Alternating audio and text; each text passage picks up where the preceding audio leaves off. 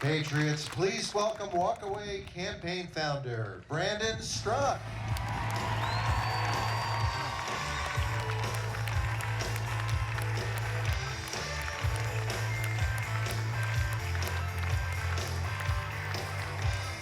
What's up, Patriots?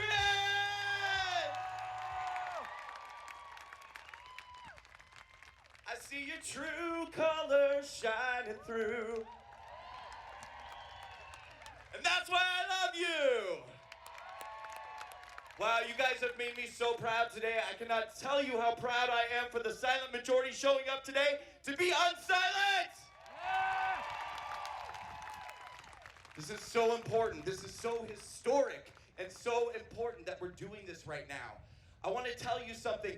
I've said before, one of the things that was a major adjustment for me when I went from being a liberal to a conservative was how passive conservatives can be when it comes to lifting up their voices, being active, going out, demonstrating, taking control of the situation, taking charge. I've said over and over again, we've got to show up, we've got to show up. Like so many of you, I sat back this summer as we were all told that we had to stay home. We had to obey shutdown orders. We had to close our businesses. We had to drive the economy into the ground. And like you, I sat back at home under lockdown and I watched as Black Lives Matter and Antifa began destroying our country from coast to coast, burning our neighborhoods, burning down black neighborhoods, burning down businesses, looting stores, causing violence, causing vandalism, causing destruction. And it broke my heart. And I sat there wondering day after day, is anybody going to do anything about this? And then I thought to myself, yeah, I'm going to. I'm going to. And that is when we started launching Walkaway Rescue America rallies every damn week in this country. Going to Democrat cities, going to Democrat states, marching and rallying, telling them that we do not give the radical left permission to destroy our country.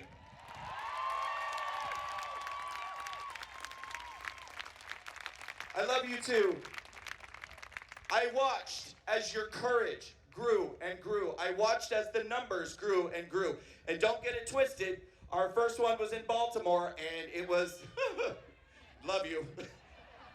But about 1/10 of the people who signed up showed up. And the next day, because we had over 1,000 people who said they were coming, so 1,300 people signed up to come, and probably about 100 showed up. And the next day, we started getting hundreds and hundreds of messages and emails. I got scared. I know this is important. I know I really wanted to be there, but I was afraid. I was afraid.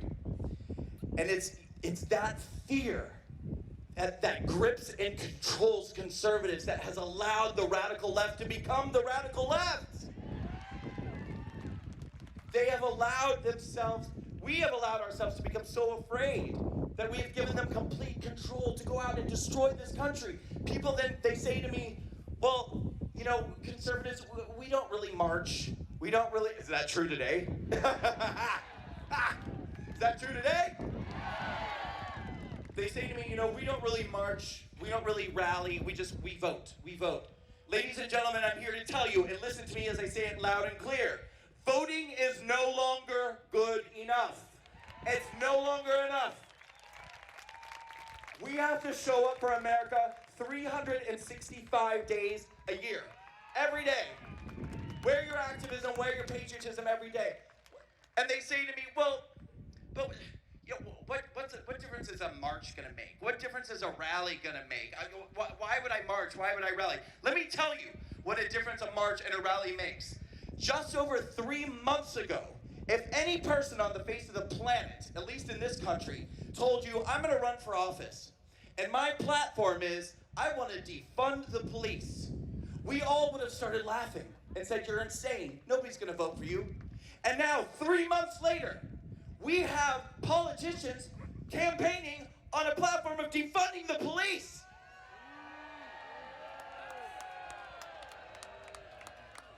We have governors and mayors defunding police departments. My city, New York City, cut 1/5 of the budget of the police. Over $1 billion was cut. And crime rates are skyrocketing. Black neighborhoods, crime skyrocketing, murder skyrocketing all over New York City. Vandalism, destruction skyrocketing without the police. And all of this is happening because the left showed up. They showed up. As soon as George Floyd was killed, they sprang into action. They started marching. They started rallying. They started demonstrating. They started showing up in mass, in numbers. And within just weeks, they convinced people that defunding the police is a good idea. I say defending the police is a good idea.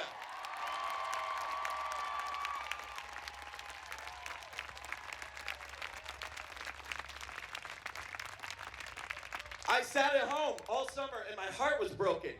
My heart was broken. I got this vision in my head of one of those old movies, one of those old black and white movies, those silly old silent films where the damsel in distress is tied to the railroad tracks and the train is coming speeding at her and she's waiting for the hero to come riding up on the horse and free her from the railroad tracks. And that is America today. America is a damsel in distress tied to the railroad tracks, waiting for a hero to show up and rescue her. Will you be the heroes that America needs today? Will you join me in this mission, in this movement to rescue America from the radical left?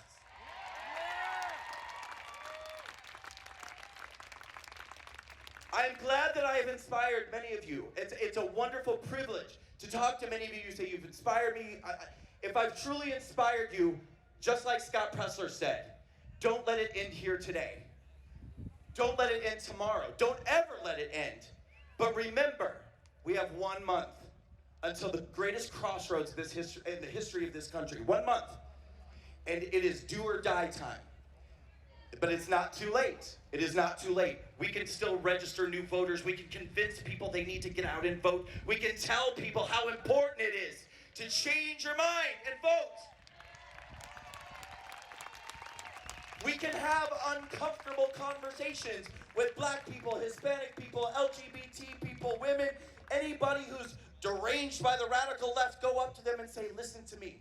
Do you understand? I care about black people too. I care about Hispanic people. I care about immigrants. I care about minorities in this country. That's why I'm a conservative. Because conservatism is compassionate. Conservatism is kind.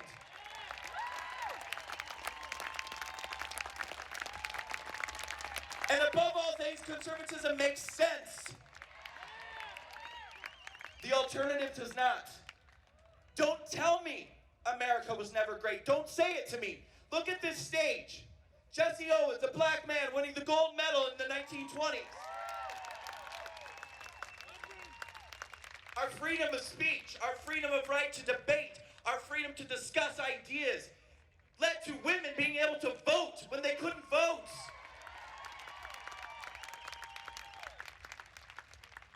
The greatness of the greatest generation saved us from the Nazis and the fascists.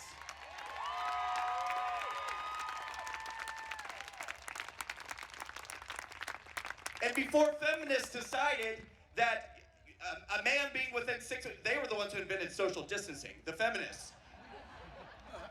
Before feminists decided that men weren't allowed to get within 6 feet of them, this gallant man planted a kiss on this girl to say, the war's over! America wins! Ruby Bridges, a little girl who went to school after schools were desegregated. Martin Luther King Jr., who had a dream. He had a dream that one day we would judge each other not by the color of our skin, but by the content of our character.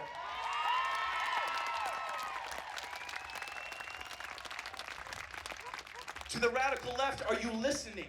Are you listening to the teachings of Dr. King? It is about the content of the character. It is about our kindness. It is about what is inside of us. I've said again and again, if the rest of the world could come to know you as I have come to know you, they would love you too. Because I love you so much. I love you so much.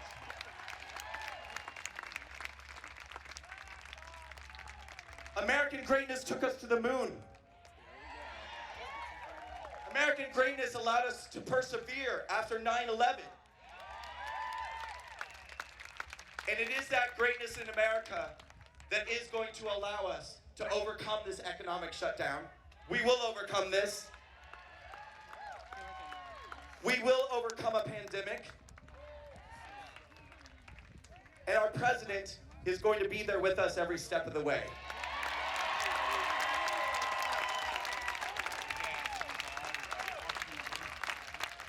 Last night was the Walkaway American Women's Town Hall. It was incredible. Absolutely incredible. And one of my speakers last night was Lara Trump. And of course we got the horrible news 2 days ago, the evening 2 days ago. And the next day I woke up with a pit in my stomach just waiting. I knew I was gonna get that phone call. Lara can't come. Lara can't make it. I knew it was happening. And then I sat for a moment in stillness and I just listened to what I was being told because I was panicking. I thought to myself, what am I going to tell the people who are coming, who are expecting to see her, expecting to take a picture with her? What am I going to say? This is so hard. This is so hard. What am I going to do? And I felt so clearly a voice speak to me and say, I did not choose you to do this because it's easy. I chose you because this is hard, and I know you can handle it. And I can, and I will. But I can't do it alone. And I have watched your courage grow. I've seen it with my own eyes. I have seen you become bolder. I've seen you become braver. I have seen you become more outspoken. I have watched you become unsilenced. And don't think that the world is not listening. Don't think that for a second. Because you guys saw that video earlier that had a ticker above it that was showing that 200-some thousand people walk away. 200. We now have 500,000 people in that group. Our numbers have doubled.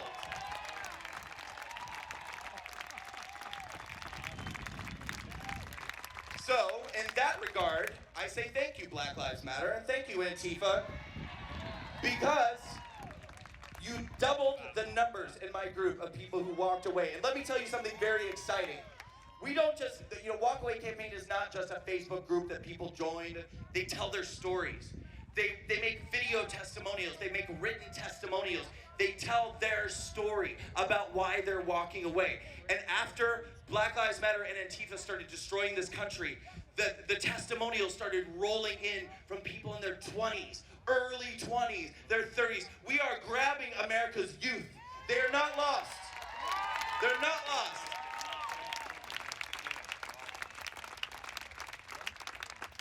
"2020 was really supposed to be our year.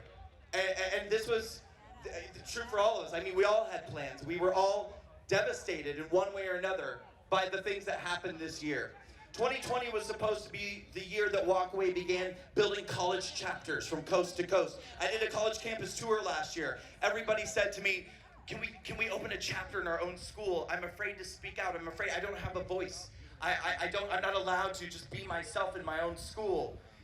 And of course, then they shut the schools down because of COVID. So make no mistake. Let me make this very clear to everybody. Walkaway does not end at Election Day. Walkaway was never about one candidate. It was never about one election. It was never about one moment in time. It has always been and will always be about fighting radicalism whenever and wherever it is. We are going to show up and we are going to be there.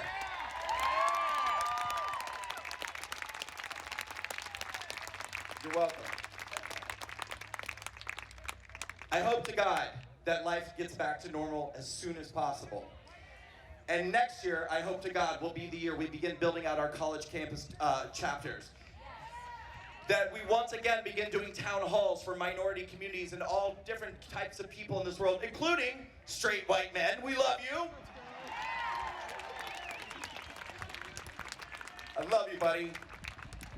I think a Walkaway American Men's Town Hall might be coming up very soon.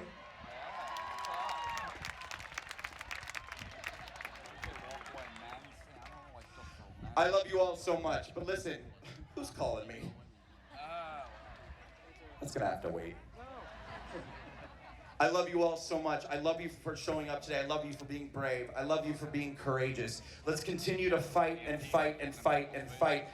Tonight, I am told that there is going to be a prayer vigil for President Donald Trump at Walter Reed. Is that right? We're gonna go. We're all gonna be there. If you're available, let's all show up and pray for the president tonight.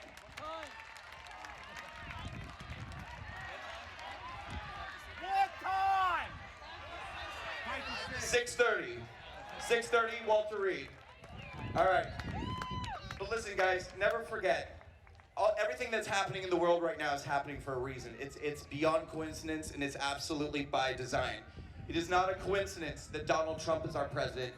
It's not a coincidence that I was chosen to lead a movement of people away from the Democratic Party.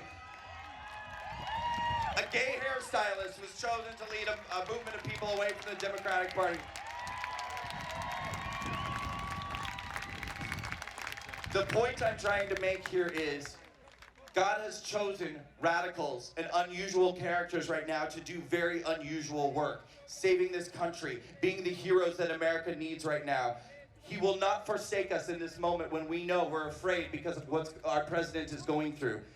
He didn't bring us this far to let us down now. Never forget, Donald Trump is going to be okay. We are going to be okay. We are going to rescue America. Rescue America! UNsilent!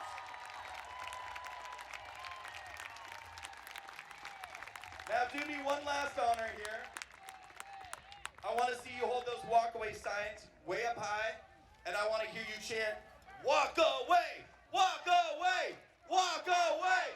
Walk away, walk away, walk away, walk away, walk away, walk away, walk away, walk away, walk away, walk away, walk away, walk away, walk away. Let freedom ring! Thank you.